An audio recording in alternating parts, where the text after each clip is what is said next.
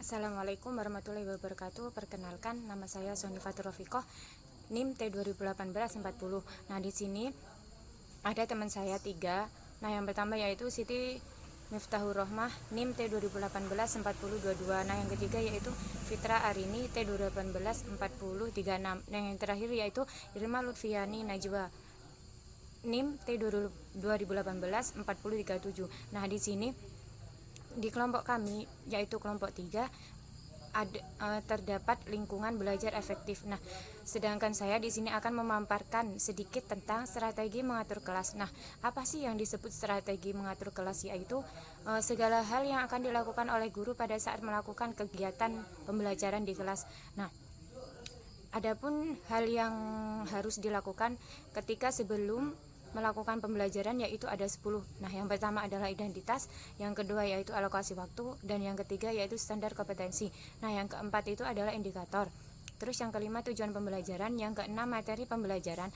Terus yang kedelapan yaitu langkah-langkah pembelajaran yang meliputi kegiatan pendahuluan dan inti, dan yang terakhir yaitu penutup.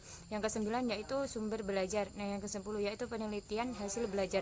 Yang kedua yaitu strategi membangun kerjasama peserta didik. Nah, di sini secara rinci strategi membangun kerjasama peserta didik yaitu ada 3, 4, ada 4. Nah, yang pertama yaitu menjalin hubungan baik, dan yang kedua yaitu berusaha memahami latar belakang peserta didiknya sendiri. Nah, yang ketiga yaitu penguasaan materi dan cara penyajian menarik. Yang keempat yaitu penggunaan model pembelajaran bervariasi. Nah, di sini dalam penggunaan model pembelajaran bervariasi yaitu untuk membuat kegiatan pembelajaran menjadi lebih menarik, guru dapat menggunakan metode pembelajaran yang bervariasi. Nah, terus terkait model-model pembelajaran di sini yaitu ada 11.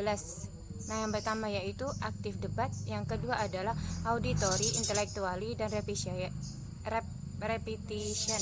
Nah, yang ketiga yaitu bambu dancing, yang keempat contextual teaching and learning, terus yang kelima yaitu comparative learning, yang keenam yaitu creative problem solving, yang ketujuh yaitu mind mapping, yang kedelapan problem based learning, yang 9 yaitu role playing, yang ke-10 make a match, terus yang terakhir adalah snowball throwing, dan masih banyak lagi. Terus penggunaan metode pembelajaran yang bervariasi akan menambah minat peserta didik dan belajarnya. Di situ gimana ya? Dapat mendorong adanya hubungan kerja sama yang baik antara guru dan peserta didik dalam pembangunan pembelajaran. Nah, yang terakhir itu memberikan pembinaan khusus bagi peserta didik bermasalah. Nah, di sini maksudnya peserta didik yang bermasalah yaitu tentunya perlu kita dibina secara khusus agar segera menemukan solusi sehingga tidak mengganggu kegiatan belajarnya. Pembinaan peserta didik bermasalah hendaknya sesuai dengan alur kewenangan guru. Nah, pembinaan terhadap peserta didik yang bermasalah hendaknya dilakukan dengan bijaksana dan tidak merugikan peserta didik yang bersangkutan ataupun peserta didik lainnya. Ketika kita menjadi guru, nah ketika siswa itu mempunyai masalah apa-apa di situ, kita gak usah menyangkut pautkan siswa lainnya gitu. Terus latar belakang permasalahan yang terjadi sehingga dapat digunakan untuk mencari solusi yang tepat. Terus agar siswa semangat belajar peserta didiknya. Bahkan dampak yang lebih ekstrim lagi justru dapat mendatangkan kebencian peserta didik kepada guru yang bersangkutan. Sekian, terima kasih. Baik, terima kasih. Perkenalkan, nama saya Siti Miftahur Rohmah, NIM T2018-4022.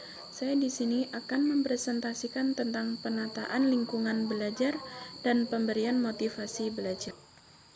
Lingkungan belajar adalah sebagai situasi buatan yang berhubungan dengan proses pembelajaran atau konteks terjadinya pengalaman belajar dengan diklasifikasikan dalam lingkungan atau keadaan fisik dan lingkungan sosial. Pengelolaan fisik meliputi penataan ruang kelas, penataan bangku, penataan ventilasi, dan pengaturan cahaya yang cukup menjamin kesehatan siswa. dan pengaturan penyimpanan barang yang diatur sedemikian rupa sehingga barang-barang tersebut segera dapat digunakan pengelolaan lingkungan sosial, meliputi interaksi guru dan siswa, siswa dan siswa, dan interaksi antara guru, siswa, dan lingkungan sekitarnya. Selanjutnya, pemberian motivasi. Motivasi belajar menjadi salah satu faktor penentu keberhasilan peserta didik. Seandainya peserta didik memiliki motivasi belajar rendah, tentunya mereka tidak akan berminat mengikuti kegiatan belajar mengajar. Aktivitas belajar yang mereka ikuti hanya menggugurkan kewajiban tanpa adanya semangat dari mereka untuk mengembangkan rasa ingin tahunya tentang materi yang sedang dipelajari. Hal ini praktis akan mempengaruhi prestasi belajar para peserta didik. Beberapa trik yang dapat dilakukan guru untuk membangkitkan motivasi belajar peserta didik dijelaskan sebagai berikut. Yang pertama, guru harus memahami atau mengenali karakter para peserta didik. Memahami karakter peserta didik dalam hal ini mencakup kecerdasan, gaya belajar, dan potensi yang dimiliki oleh peserta didik. Ketiga hal tersebut merupakan karakter yang dapat mempengaruhi motivasi belajar peserta didik dan menindaklanjuti dengan menyesuaikan karakter mereka, maka yakinlah bahwa motivasi belajar akan tumbuh dengan baik. Dan yang kedua, perlunya sikap hangat dan kooperatif. Sikap hangat dan kooperatif guru tercermin dalam hal berikut. Yang pertama, ramah pada peserta didik. Dan yang kedua, memberikan teladan yang baik pada peserta didik. Yang ketiga, sabar dalam menghadapi kenakalan peserta didik. Dan yang keempat, mendengarkan cerita, keluhan, pendapat peserta didik dengan cermat. Dan yang terakhir, menyapa, menjawab panggilan peserta didik dengan senyum, serta bisa menempatkan diri dalam bersikap sebagai guru, sahabat, maupun orang tua peserta didik di sekolah. Selanjutnya, guru dituntut untuk membuat awal yang mengesankan. Guru memang dituntut untuk kreatif dalam membuat skenario pembelajaran, khususnya di awal kegiatan. Hal tersebut akan menjadi motivasi bagi seorang peserta didik untuk selalu ceria ketika bertemu dengan gurunya tersebut. Dan yang selanjutnya, kontekstual. Peserta didik sering kurang termotivasi untuk belajar. Salah satu penyebabnya ialah materi yang terlalu abstrak dan susah dipahami. Hal ini dikarenakan materi tersebut tidak dapat pada dunianya peserta didik. Mereka kemudian merasa bahwa apa yang dipelajari tidak ada gunanya, karena tidak dapat diaplikasikan dalam kehidupan sehari-hari. Pembelajaran yang menghadirkan kehidupan sehari-hari peserta didik akan mendorong mereka untuk merasa butuh mempelajari materi sesuai kompetensi dan penerapan dan kehidupan nyata. Pembelajaran ini seperti sering disebut dengan CTL atau Conceptual Teaching and Learning. CTL adalah konsep pembelajaran yang membantu guru mengaitkan antara materi yang diajarkan dengan situasi nyata siswa dan mendorong siswa membuat hubungan antara pengetahuan yang dimilikinya dengan penerapan dan kehidupan sehari-hari. Baik, terima kasih. Bila ada kesalahan, saya mohon maaf. Saya kembalikan kepada moderator. Di sini saya akan melanjutkan materi yang telah disampaikan oleh presentator kedua, yakni mengenai konteks pendidikan. Nah, konteks pendidikan ini mempunyai banyak cakupan yang sangat berkaitan dengan perkembangan manusia, baik secara jasmaniah maupun secara rohaniah.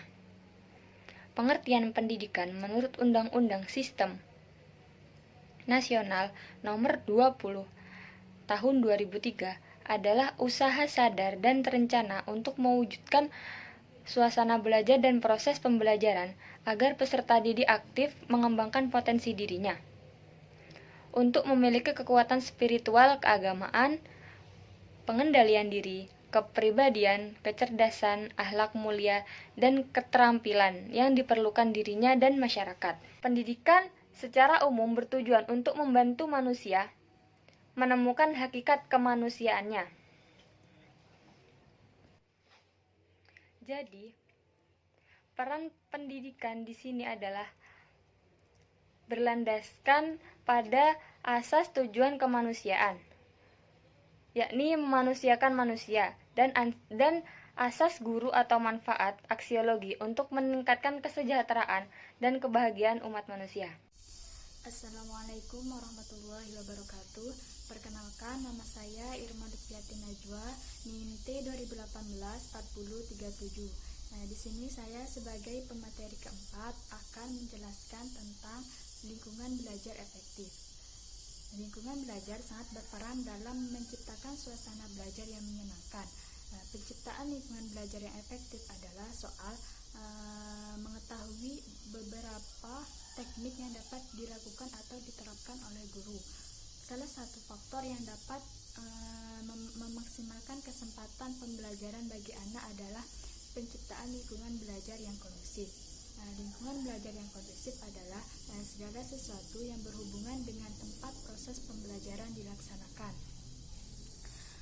Adapun yang termasuk dalam lingkungan pembelajaran efektif, yang pertama, penataan lingkungan fisik. Dalam manajemen kelas efektif, lingkungan fisik merupakan faktor yang sangat penting karena lingkungan fisik harus didesain secara baik, lebih dari sekedar penataan barang-barang di kelas. Adapun prinsip-prinsip dari penataan lingkungan fisik, yang pertama yaitu feasibility. Feasibility berarti penataan barang-barang di dalam kelas itu tidak mengganggu pandangan peserta didik. Yang kedua yaitu accessibility. Accessibility ini berkenaan dengan penataan ruang yang memudahkan siswa untuk mengambil barang-barang yang dibutuhkan selama proses pembelajaran berlangsung. Yang ketiga yaitu kenyamanan. Kenyamanan di sini berkenaan dengan temperatur ruangan, cahaya, suara, dan kepadatan kelas. Yang keempat yaitu prinsip keindahan. Prinsip keindahan di sini berkenaan dengan usaha guru menata ruang kelas yang menyenangkan dan kondusif. Dan yang terakhir yaitu fleksibilitas. Fleksibilitas di sini berarti barang-barang yang ada di dalam kelas itu mudah ditata dan dipindahkan sesuai dengan kegiatan pembelajaran. Selanjutnya, yang kedua yaitu penataan lingkungan psikologi kelas. Menurut Winata Putra, iklim psikologi kelas itu berpengaruh terhadap hasil belajar, konsep diri, dan sikap siswa terhadap kelas. Beberapa karakteristik yang harus dimiliki guru untuk menciptakan iklim psikologi kelas yang efektif bagi kelangsungan proses pembelajaran, yaitu yang pertama, disukai atau disenangi oleh siswa. Yang kedua, akrab dengan siswa. Dan yang terakhir yaitu bersikap adil dan bijaksana. Selanjutnya, prinsip-prinsip belajar efektif. Adapun prinsip-prinsip dari belajar efektif, yang pertama yaitu belajar harus mempunyai tujuan yang jelas. Yang kedua, tujuan belajar merupakan kebutuhan, bukan merupakan paksaan dari orang lain. Yang ketiga, belajar disertai niat dan kemauan yang kuat untuk mencapai tujuan. Dan yang keempat, belajar adalah proses aktif, sehingga perlu interaksi antara individu dan lingkungannya. Yang kelima yaitu belajar akan berhasil apabila menerapkan sesuatu. Sekian presentasi dari kelompok kami, kurang lebihnya mohon maaf. Wassalamualaikum warahmatullahi wabarakatuh.